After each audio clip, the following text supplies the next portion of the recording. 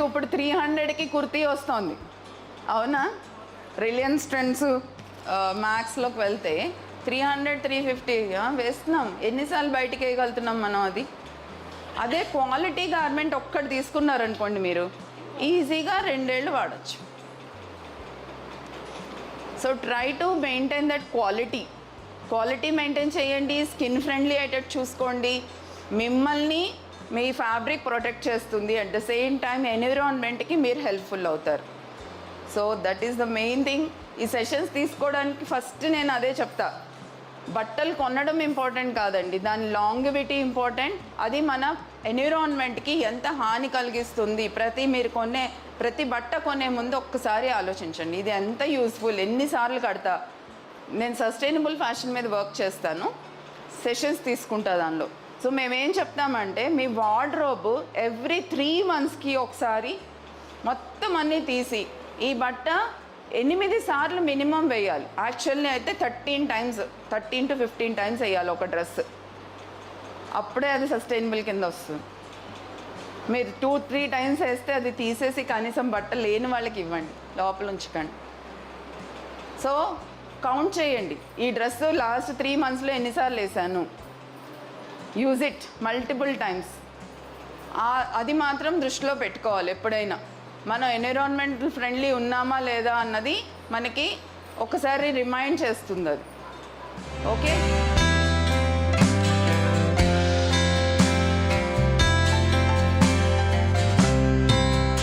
ఏది మనం next floor మీద ఎక్కువ ఎలాంటి కలర్స్ వెళ్తున్నాయి, ఎలాంటి డిజైన్స్ వెళ్తున్నాయి, ఎలాంటి జరీ వెళ్తోంది, అదంతా వాళ్ళు స్టడీ చేస్తూ ఉంటారు. ఫ్లోర్ మీద ఉండి చూసి వాళ్ళు అలాంటి స్టాక్ ప్రొడక్షన్ని ఎంకరేజ్ చేస్తారు, అంటే డెవలప్ చేస్తారు అలా.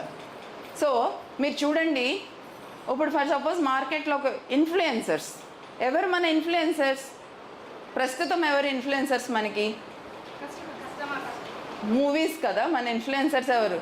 పలానా మూవీ చూస్తే ఏంటది, సావిత్రి మూవీ ఉంది, సావిత్రి శారీస్ అని వచ్చాయా కొద్ది రోజులు బయట. బాహుబలిలో తను వేసుకున్న శారీస్, ఏదన్నా మూవీలో మనం చూసినప్పుడు యూజువల్లీ దాన్ని కాపీ చేయడానికి చూస్తాం తక్కువ ప్రైస్లో. వాళ్ళు వేసుకున్నది ఫర్ సపోజ్ ఒక 2-3 లక్షలు అనుకోండి, మనం ఒక 10,000 5,000 8,000 నెమ్మదిగా తగ్గుతూ వస్తుంది ప్రైస్. ఫస్ట్ మార్కెట్లో ప్రీమియం క్వాలిటీ దిగుతుంది, తర్వాత క్వాలిటీ తగ్గుతూ డైల్యూషన్ వస్తుంది, మాస్ ప్రొడక్షన్ అయిపోతుంది అది. So heroes and heroines are the main influences. Godavari movie చూసారా? ఏం నచ్చింది గోదావరి మూవీలో? శారీస్ నచ్చాయా? సో నచ్చినప్పుడు ఏం శారీస్ కనుక్కున్నారా అవి? ఎప్పుడైనా cotton is a common term. మనం ఆల్రెడీ చీరలు కడుతున్న వాళ్ళం, మనకు తెలియాలి కదా ఏ టైప్ ఆఫ్ శారీస్ అవి అని. హ్యాండ్లూమే, రైట్?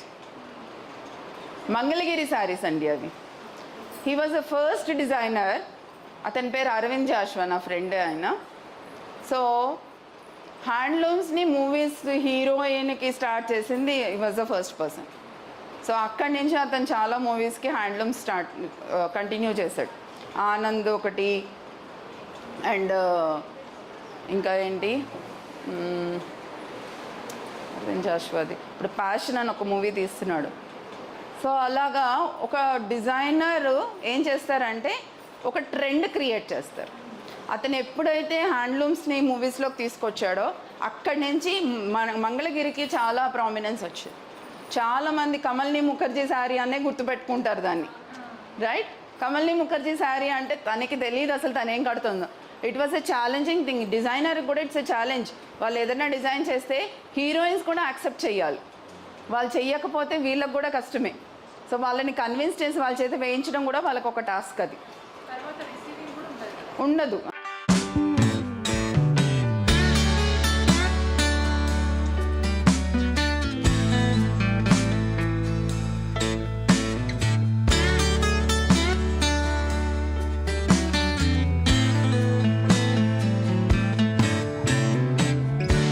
నాకు డ్యాన్స్ డ్రెస్ వేసుకోవాలని చాలా కోరిక ఉండేది. చిన్నప్పటి నుంచి డ్యాన్స్ అంటే చాలా ఇష్టం నాకు. కుదరలేదు ఎప్పుడు నేర్చుకోవడానికి. కానీ ఒక్కసారైనా డ్యాన్స్ డ్రెస్ వేసుకోవాలి ముసలి అయిపోయే లోపల. మరీ మేకప్ వేసుకుంటే బాగోదు ముసలి అయితే. కొంచెం యంగ్గా ఉన్నప్పుడే వేసుకోవాలని నా ఫ్రెండ్ వాళ్ళ పాప కూచిపూడి డాన్సర్ అనమాట. కోవిడ్ ముందు సో తనది ఏదో ప్రోగ్రామ్ జరుగుతుంటే గీత నాకు కూడా ఒక్కసారి మేకప్ వేయించవా, చచ్చిపోయే లోపల వేసుకోవాలని ఉంది. ఇలానే అన్నా, నోర్మై మీకు వేయిస్తాలే, అదే పెద్ద విషయం కాదు, మరీ చావ మాట ఎత్తుకో అని. అంటే ఏమో నాకు తెలియదు, అంత గట్టి కోరిక అనమాట నాకు. కూచిపూడి డ్యాన్స్ డ్రెస్ వేసుకోవాలి, ఆ మేకప్ వేసుకోవాలి, దాంతో ఫోటో దిగాలని. అంత గట్టి కోరిక భగవంతుడు బాగా విన్నాడు.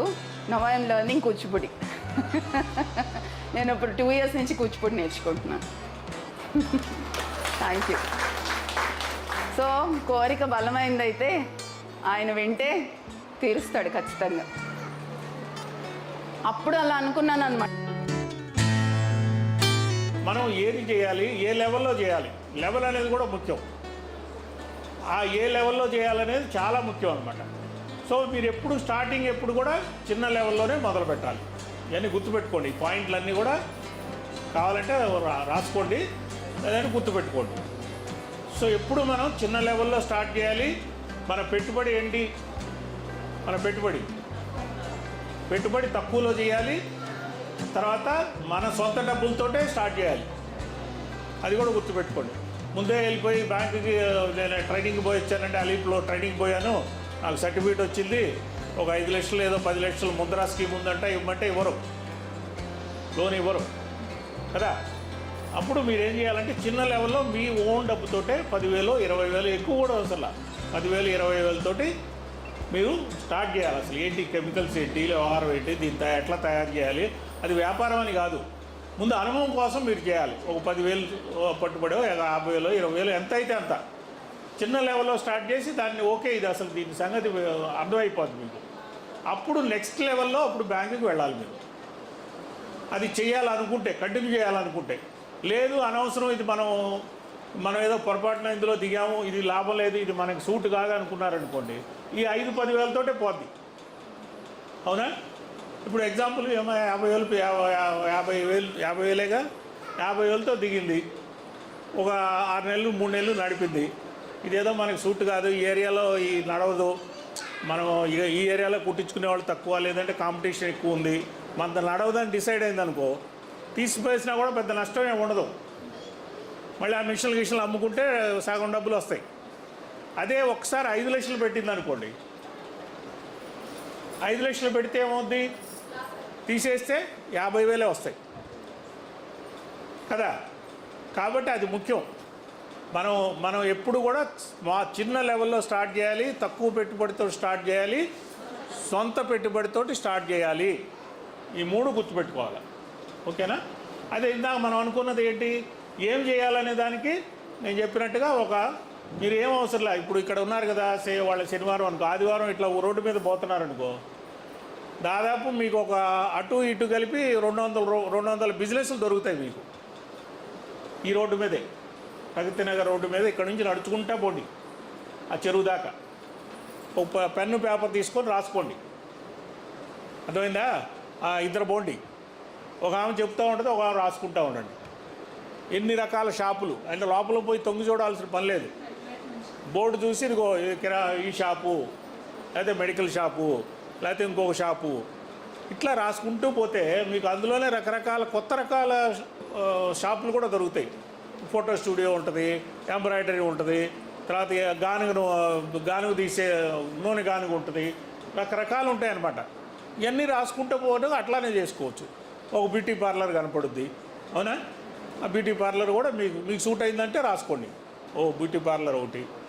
ఇప్పుడు బ్యూటీ పార్లర్ కూడా అన్ని చోట్ల బ్యూటీ పార్లర్ బ్రహ్మాండమైన డిమాండ్ ఉంది, అవునా? పెట్టుబడి ఏమి ఉండదు. పెట్టుబడి కావాలంటే దానికి కూడా మీరు ఇట్లయితే టైలరింగ్ ఎట్లయితే నేర్చుకుంటున్నారో మీరు ఇక్కడే అలీప్లో కావాలంటే నేర్పుతారు, లేదంటే ఇక్కడ ట్రైనింగ్ ఇన్స్టిట్యూట్లు ఇచ్చే ట్రైనింగ్ ఇన్స్టిట్యూట్లు కూడా బోల్డ్ ఉన్నాయి. ఇది బ్యూటీ పార్లర్ ట్రైనింగ్ ఇన్స్టిట్యూట్లు, అదేవిధంగా నేర్చుకోవచ్చు అట్లా.